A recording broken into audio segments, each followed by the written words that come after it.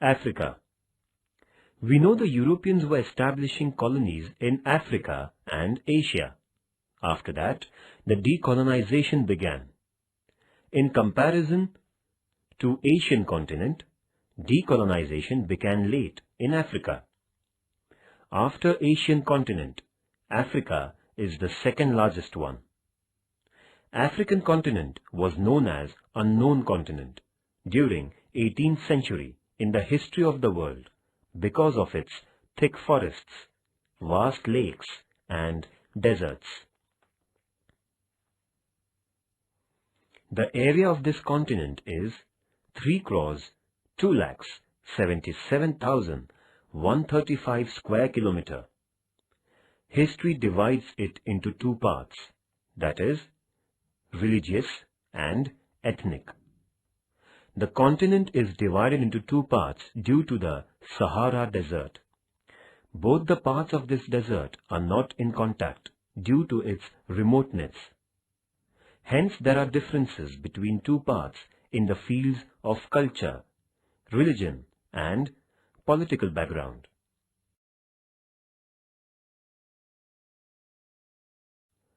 Trade of slaves. The European nations had started trades and industries in Africa, along with slave trade. African colonies used ships going towards Eastern nations to supply materials such as gold, minerals, and ivory, as well as slaves. Selling slaves was the main trade.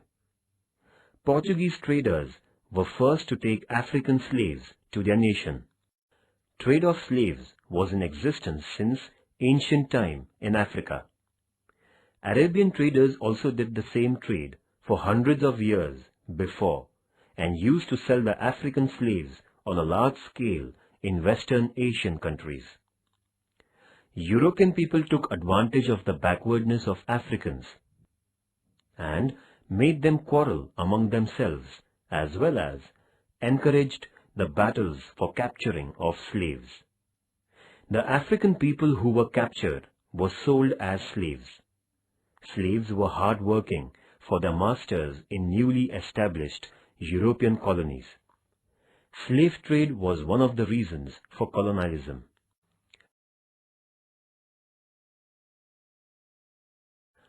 Inhumanity, cruelty, and injustice were behind the slave trade. The common people of Europe, ignorant about this trade, showed their sympathy and also made Negro slaves to escape. The movements started to prohibit slave trade. In America, law was passed against it and slaves were released. Though slavery system was prohibited in America, it was not prohibited in Arabian countries. The trade of slaves was still existing in Arabian countries. British established their power over the regions of Nyasaland and Uganda and completely closed way of Arabs to obtain slaves. Thinkers during the period of Martin Luther King and Nelson Mandela themselves spent their lives to root out slavery system and racial discriminations.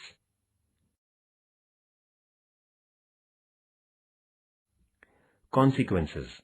First, nationalism spread among European colonies due to the national movements in Asia. National movements in Asia affected the minds of African people. Africa concentrated its attention towards Indian national movement. African nationalists were impressed by Mahatma Gandhiji's non-violence movement held in southern Africa and Indian national movement. Second, international political incidents affected the minds of African people and they demanded the total freedom. Two reactions came out through national movements in Africa. One was to make treaty with the colonizer and the other to give freedom to them. That's why India, Brahmadesh, Sri Lanka, etc. nations from Asian countries received freedom, and second was that France, Holland, Portugal, etc. spoiled national movements. Hence, Ghana, Rhodesia, Kenya, etc. nations obtained freedom very late.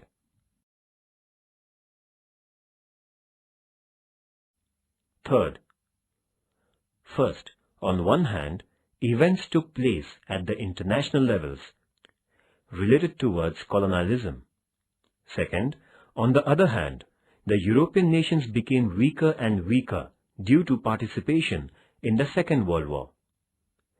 Third, after the Second World War, national movement against colonialism became more active, and England was unable to resist it. England released its colonies which were under its power in Africa and Asia. At the same time, France, Holland, Portugal, etc. tried to resist their colonialism by suppressing national movement. National movements were spread in Asian and African continents, and the events took place in the world related with emancipation from colonialism.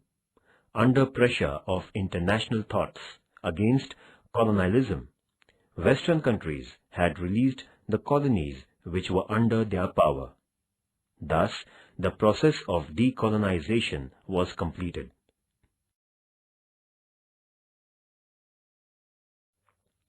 Colonization in Africa.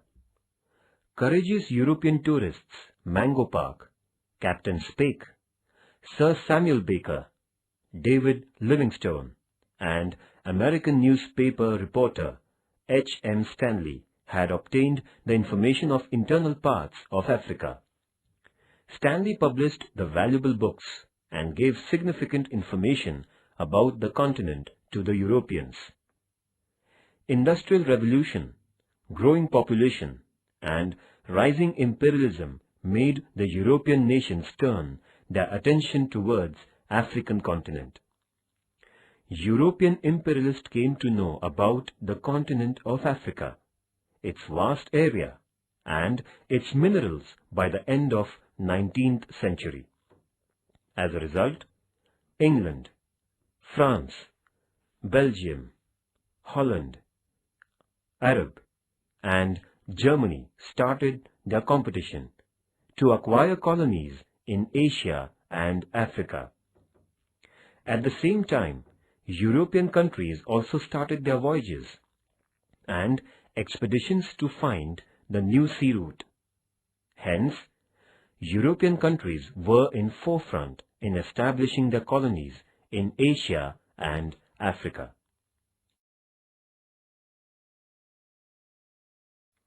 First, Belgium.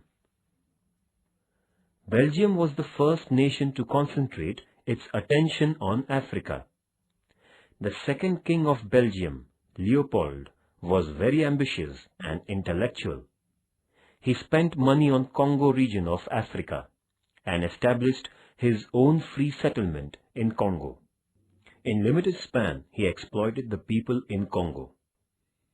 He accumulated huge wealth by his oppressive and exploitative policies. In 1908, the Legislative Council of Belgium took over the region of Belgium from Leopold's authority and power, and the region was known as Belgium Colony. Thus, the first European colony was established in Africa.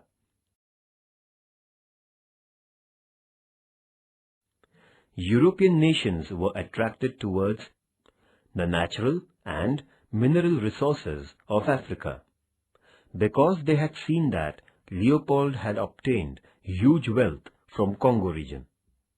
European nation had taken first step of colonizing in Africa in 1871. There was scope of imperialism in Africa as there were gold and silver mines.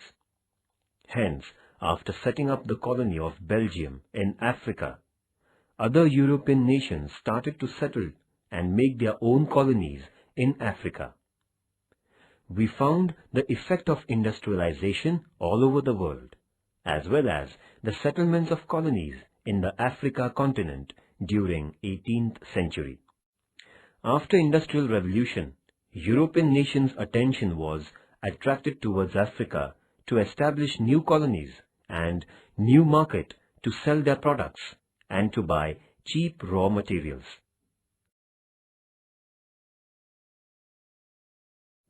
First, the rise of middle class. All colonial powers established the educational institutions to give education and to make use of them for administration. Europeans tried to force the colonies to follow their culture, to accept their religion, and to speak their language. New middle class was formed due to European educational system and with the contact of foreign culture, lawyers, teachers, common man, traders, etc.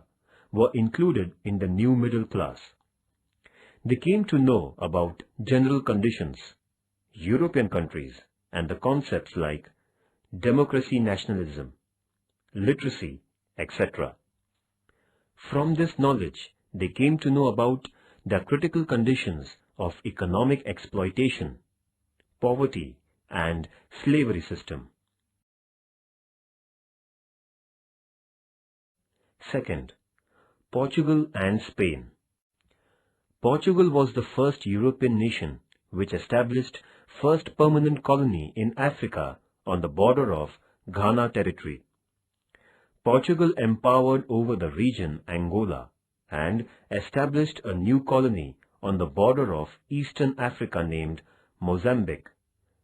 Spain established power over the islands which in Guinea coast, some region of Morocco, and some region of Rio de Oro like Portugal.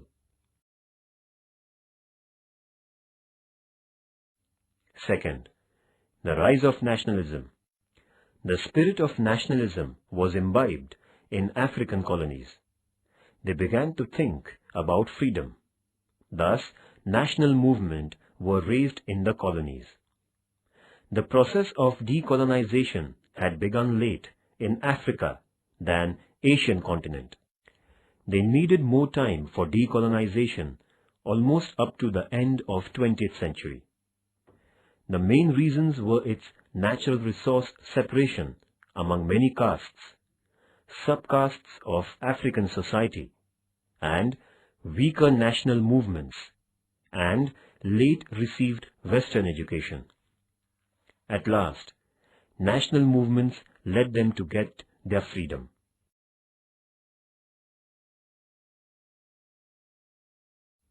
Third, Dutch. Dutch people established supply center at Cape Town, in southern part for the ships, which were going towards east. Then the center was converted into a large colony. Dutch established their colonies in Orange Free State as well as Transvaal.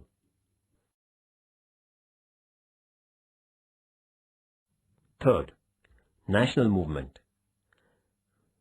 Kwame Nkrumah got freedom to the Gold Coast colony, which is known as Ghana region, by organized form of national movement in 1957, whereas a famous leader, Jomo Kenyatta from Kenya, organized the movement Mau Mau, and Kenya became free from British rule. Robert Mugabe's Patriotic Front Party fought against British and obtained freedom to the nation West Rhodesia, now known as Zimbabwe. Nelson Mandela fought a long battle in South Africa against colonialism and discrimination of colors and ethnic group. By the end of 20th century, all colonies in Africa became free. Fourth, French. France established and brought under their power the important colonies like Senegal and Gabon at the western border of Africa. After that, French brought under their control the region of northern Congo, and in 1883, France joined Ivory Coast to their reign. France declared Port Nova region as safety region. France challenged Portugal and brought under their control Dahomey region, which was at western side of Nigeria. By 1914, French brought under its control and power the region from Sahara Desert of North-South Africa to West Ivory Coast and up to French Guiana.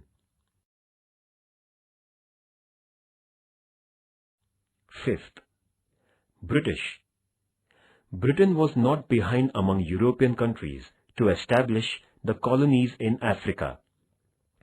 British established their market for the trade of slaves in Sierra Leone, and then they established colony for escaped Negro slaves. Up to 1906, England brought under its control and power the regions Cape of Good Hope, Natal, Transvaal, Rhodesia, Orange Free State, Nyasaland, Zanzibar, Pemba and Uganda. In 1920, British established Union Territory with the combination of the four colonies, that is, Cape of Good Hope, Natal, Orange Free State and Transvaal.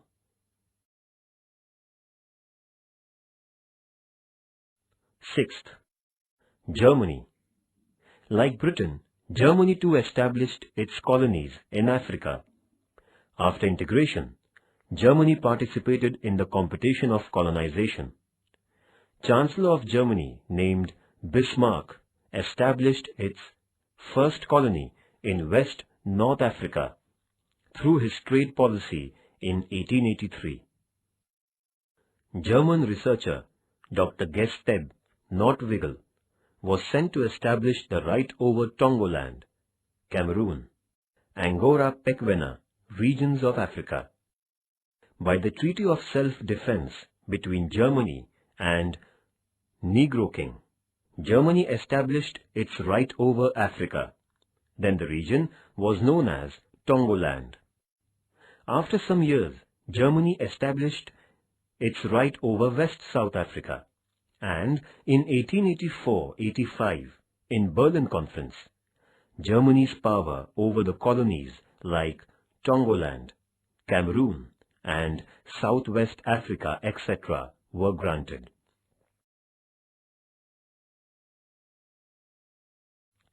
From the beginnings to end of the 19th century, entire African continent was suffering from European imperialism, establishment of colonies, and unification of them.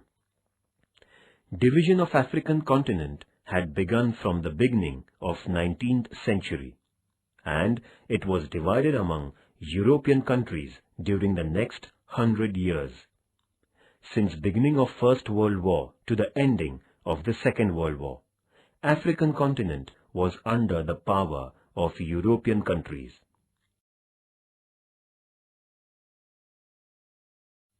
Due to colonialism of Europeans, underdeveloped and backward countries had become weaker and weaker in the fields of wealth, including natural resources. Slavery system continued over the undeveloped and backward countries. Those countries remained only as the markets of raw material and refined goods.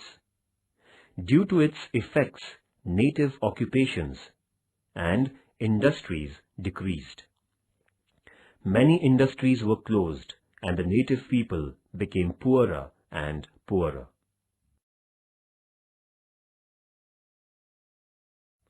The European countries tried to force native Africans to accept their culture and religion.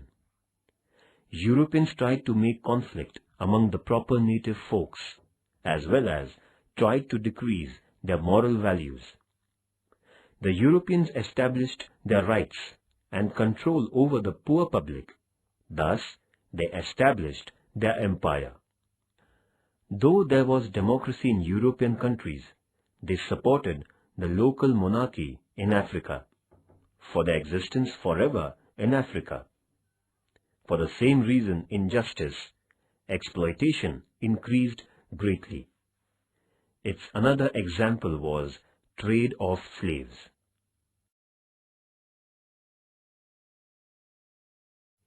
Decolonization of Africa. From the period of First World War to the Second World War, African continent was under the power of Europeans. Europeans had not easily obtained the power over the African continent. For that purpose, they opposed the local monarchs. But at the end of the 19th century, the national integration took place against Western European countries.